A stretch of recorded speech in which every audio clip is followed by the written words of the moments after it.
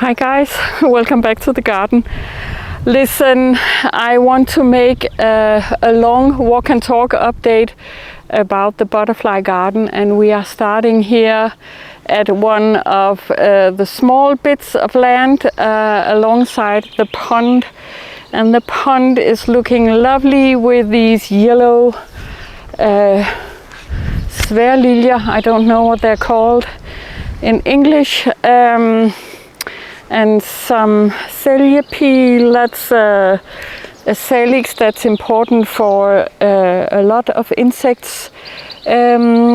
So this is a lovely late afternoon, and we are in the beginning of June 2026.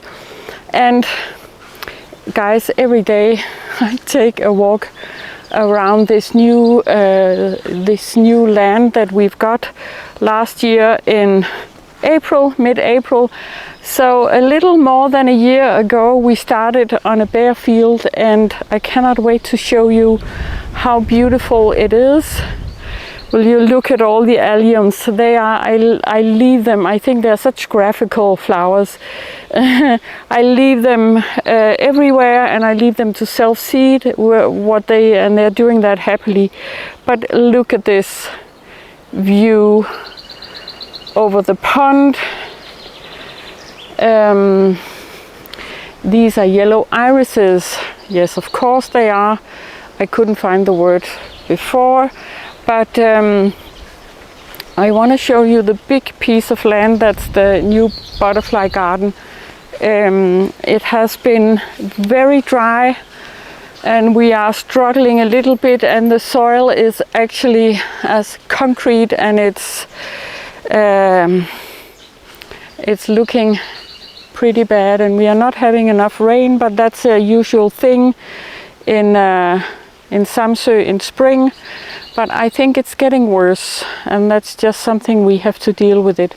But what I'm incredibly pleased about is that the soil is completely covered with plants. It's completely covered. You cannot see anything hardly, except for where I have tried to plant some perennials, some nectar plants for the butterflies. But this tall being is it's what's sort of covering most space right now, and it's called gul stenclover, Melilotus Officinalis. I don't know the English name, but it's completely lovely, and it has like a deep taproot. It's quite tall. It's as tall as me, so that's 168, guys. And it supposedly has amazing nectar, and lots of butterflies and other insects are loving this. So in a moment, maybe you can see how much it's stretching out.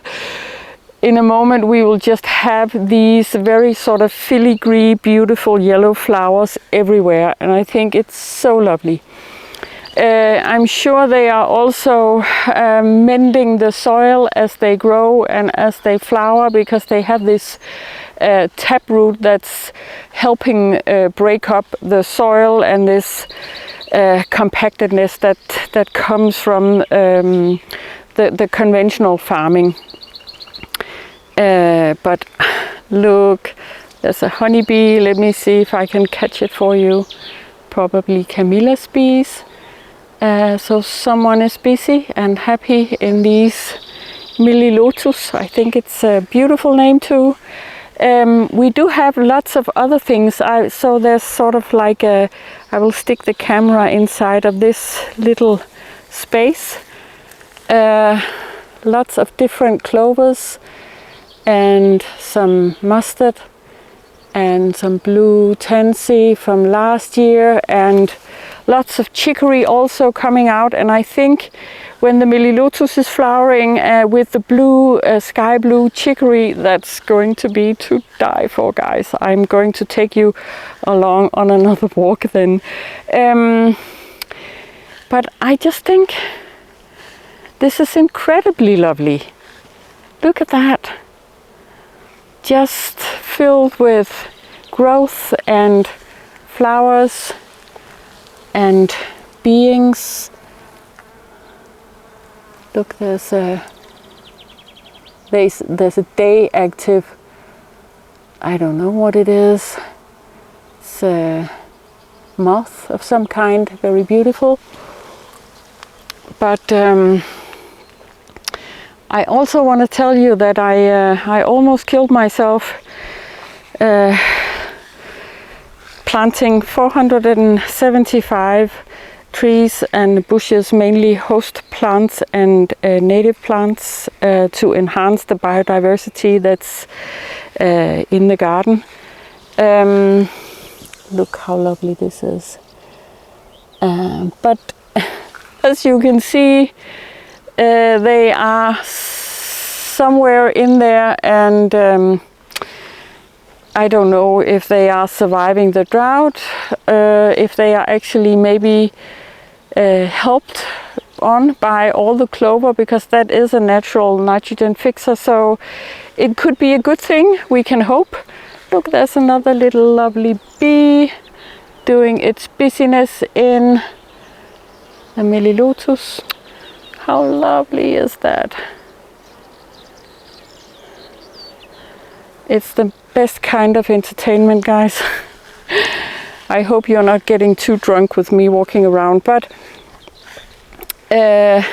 look at this when you turn the corner, and there you have it, a technicolor field of hesperis. These are net viol. I don't know what they're called in English, but hesperis is the Latin name. And last year, so this seed mix, oh my god, it's so purple. This seed mix was filled, all this space was filled with baby's breath and the bluest blue cornflowers. My god, it was so beautiful. I thought it can never be this beautiful again, but now look at it, it's completely amazing. And it smells so good in the evening, and in a moment the understory of all the hesperis is going to be filled with white yarrow. Maybe some other colors. I think I mixed in some other colors of yarrow too. I'm going to show you that, guys. It's going to be quite glorious, I think. These, I'm going to collect so many seeds and spread them all over the garden. They are loved by many insects, and I think it's just so beautiful to have this color among all the green and the yellow.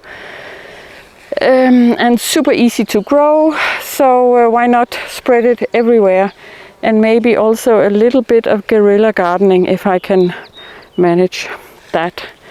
So lots and lots of yarrow are coming out, I think, in the next couple of days. You see there's a one in here,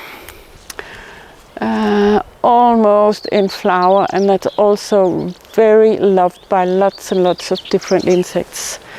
And I think this tiny yellow clover that's in the lower part of this mix is just cute as well.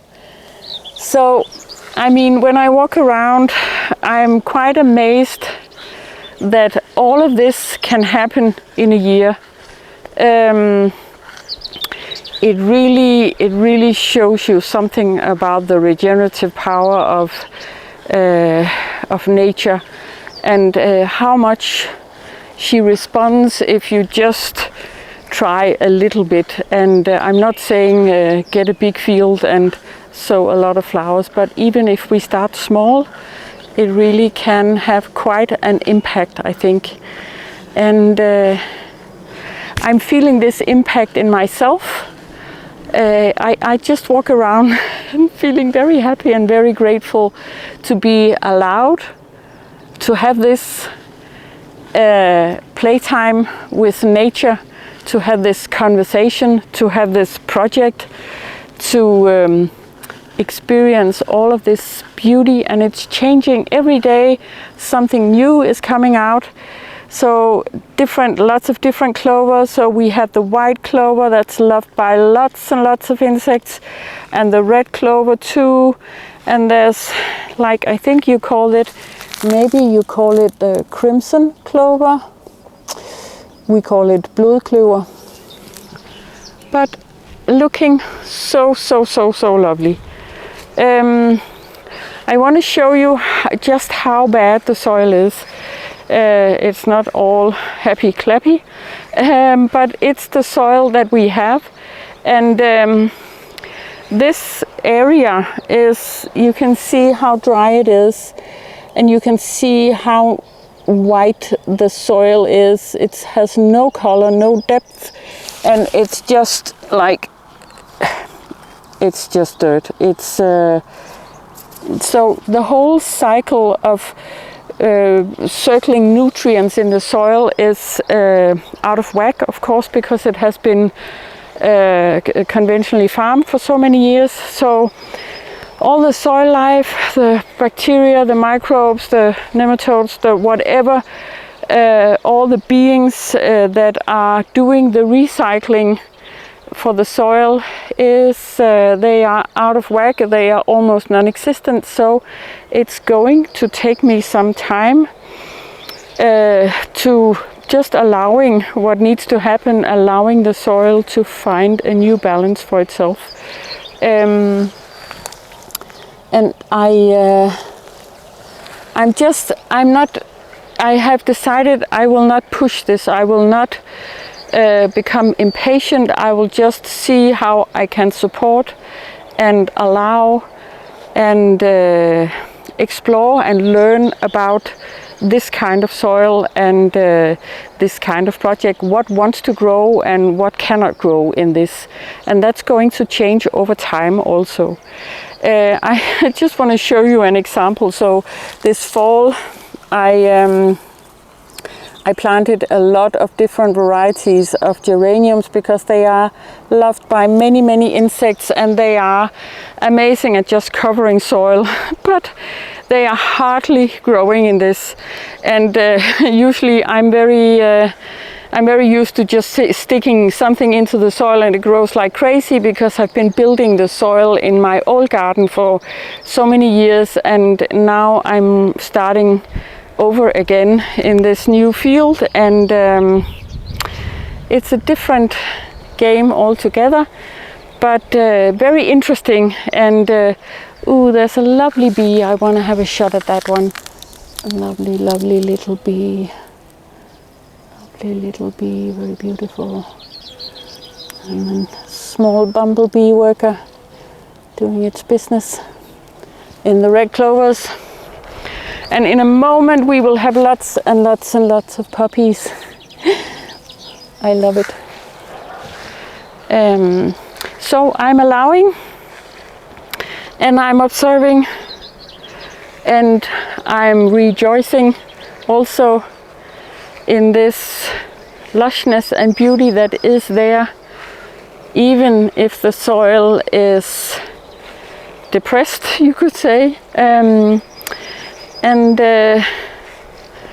you can see how bad it is. Even if I give you a look at the grass here, I know it's not exciting YouTube content, but it is to me, because you can see how bad the soil is. Not even the grass wants to grow here. And now I have a funny thing. So if you know, maybe you can see there's this spot that's greener. The grass is greener here. So the question is, and you can answer in the comment section below, what happened here?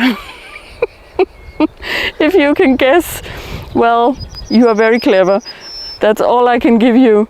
But right now we are in this life circle that I want to make with lots and lots of nectar plants, with a circle, outer circle of host plants. But it's really proving hard for me to establish some borders. I have this vision of some English garden borders with just filled to the brim with flowering nectar plants. And I'm gonna get there, but it's really hard going because it's so dry, and the soil is really trying for me to get anything to grow in. But let's have a look at this Technicolor opium poppy. So beautiful. And I have allowed a lot of these blue tansies because they are happy, and at least we have some nectar here. They are not really for the butterflies, but they give color and a bit of structure with all the green in the background. But guys, isn't it just amazing fun how much will actually grow in a year, and how much the space has changed just in a year? And I will continue this with joy and gratitude for the next 10 years and take you along on the ride and show you what this can be. I hope you are enjoying your summer, and I'll see you later.